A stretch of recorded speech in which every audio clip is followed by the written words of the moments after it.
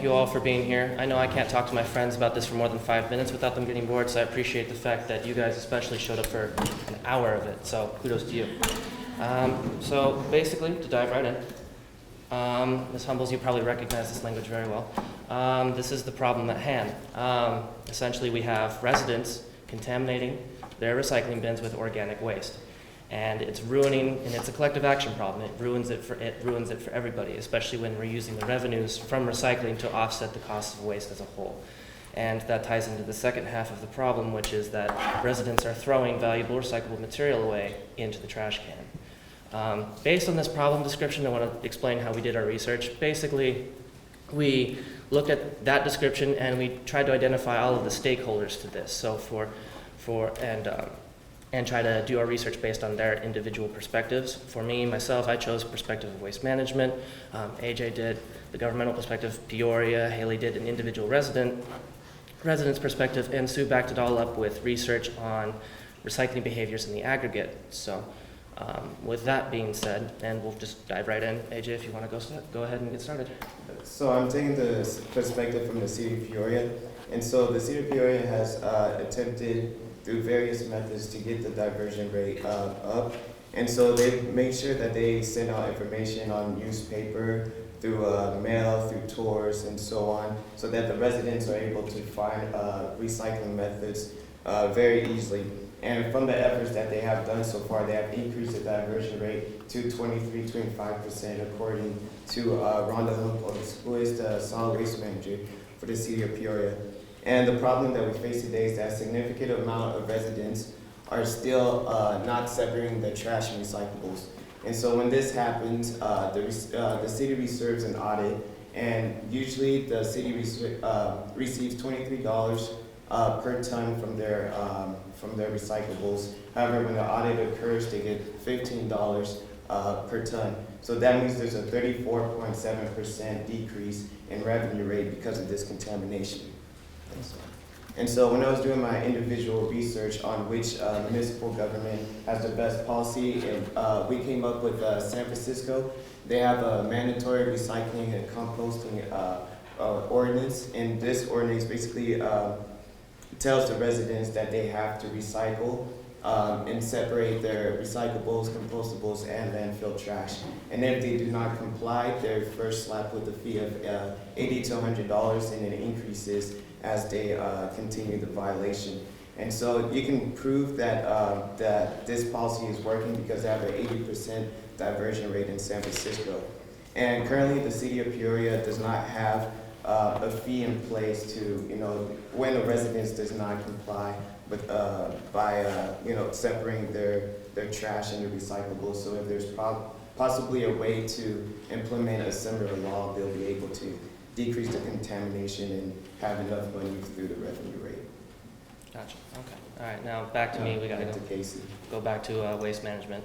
So as far as waste management goes, I've tried to assess their business model to see how exactly it is they make their money, since they're it's a partnership with you guys. So if they're putting the squeeze on you, that's not really a sustainable solution just to manage their own bottom line. So looking at it through various research, basically it requires the bulk sale of recycled commodities. The profit margin on any individual bit of plastic is not really that high, so they have to have mass quantities that are clean and good to use.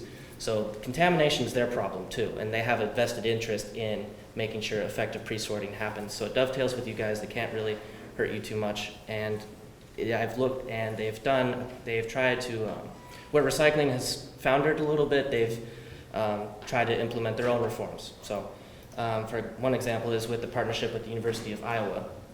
Basically, they had a similar problem. The recycling was only getting about diversion rate of about 15%, and so they created a different education avenue through the student government, and that targeted only the incoming freshmen. And when they did that in the first year of their adopting that program, diversion rates went up 50%, and it's maintained that. It hasn't dropped off. So the parallel with Peoria is that we could, for example, have volunteers from the City of Peoria who already have experience with recycling come only to new residents.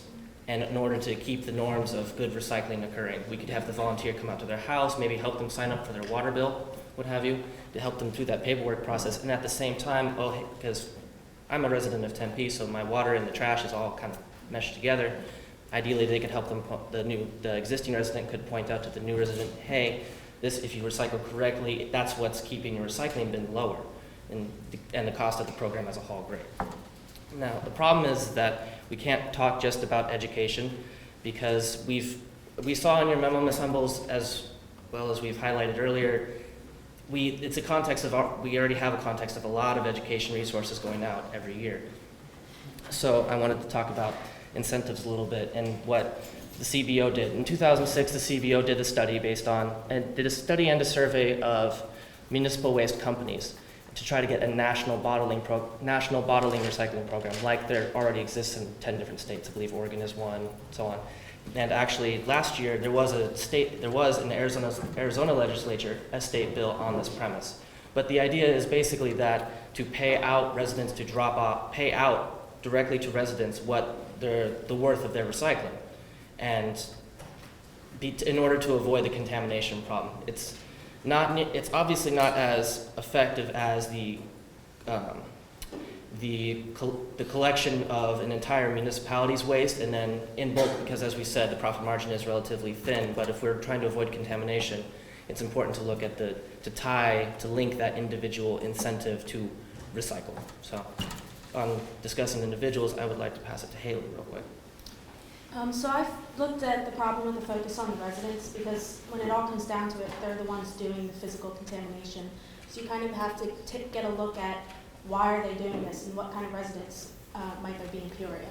So I came up with, there's 3 types of people. The first are the indifferent, who don't take the time, or maybe they don't have the time to really look at what they're doing and sort through their recyclables, make sure they're doing it correctly.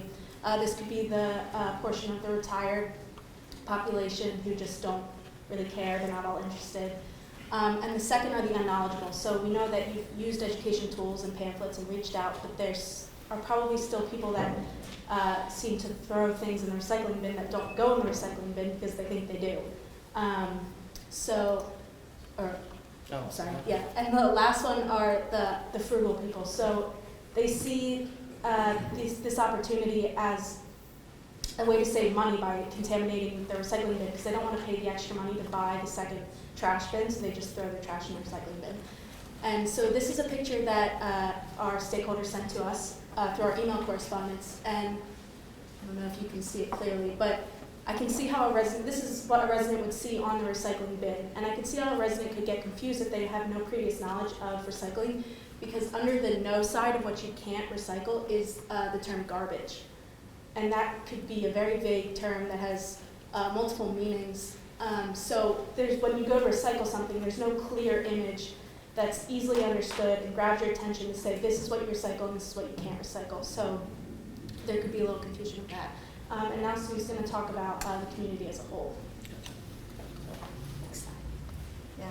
The Gamber and the OSCAM say that the factors influencing the community residents' participation are knowledge, environmental attitude, and the motivation, and the demographics including education, income, and age. Problems on the community level includes no attitude, behavior, persistence, inconvenience to the access to recycle bins, high cost on the containers, and contaminating recycle and misplacing the recycle. The possible solutions, depending on my research, Jackie found that access to curbside recycling has a significant positive effect on the percentage recycled. So coexistence of drop-off and the curbside program can be a solution to avoid people misplacing the recycle. Hoover and Nelson in 1991 find that recycling is a form of altruistic behavior. So the perceived social norm to recycle influenced behavior only through an intervening personal to recycle.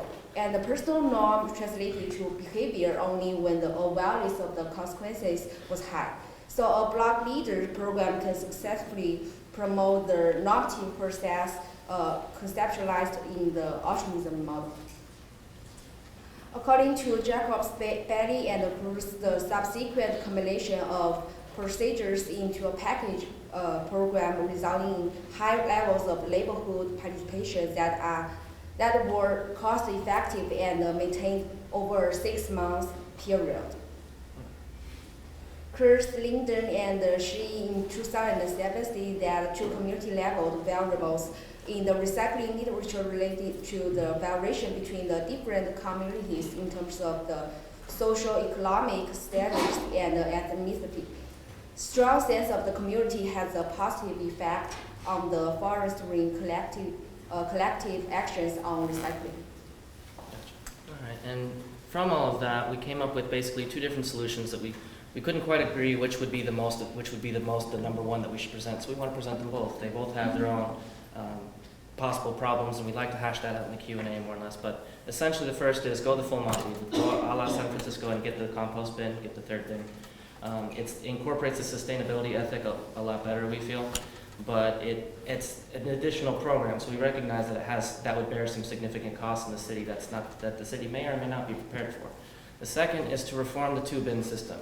Slash the cost of an additional bin, which I believe, if I'm correct, is $13.93 to have a second trash bin.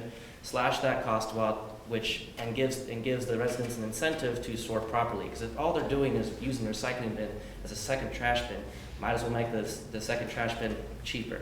The only problem with that is that from an incentive perspective, you can't compete with free. So there's the fact that the recycling bin is still cheap. Having the recycling bin is $3.23, I believe, a month or to that effect.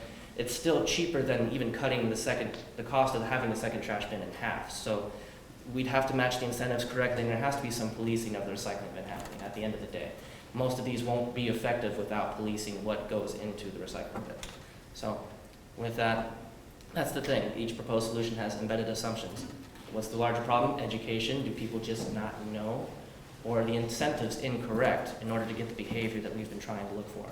And also, I wanted to briefly mention before we close and get into the Q&A, in correspondence with, I believe, Ms. Cortez, it was mentioned that the audits include the contamination of commercial waste, but so far all we've really been talking, the contamination of commercial recycling, basically.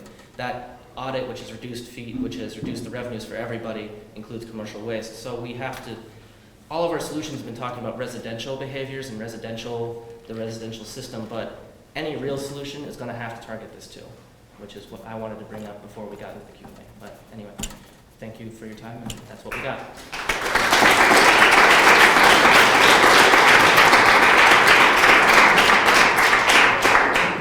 So as we're running direly over time, let's take any one question, and then we'll turn it over to the last group. Let's explain the package program a little bit better. I didn't really understand that. So if you would, The last one I did. the package program? Oh, that's just a program like combine any programs like with the procedures like can motivate the people to engage in their neighborhood participation. So it can be any programs, just maybe to combine some like combination. Just applying it and stuff. Mm-hmm. Okay. Did anyone from the staff of Peoria, anybody else? No? Cool. Thanks, guys. Thank you.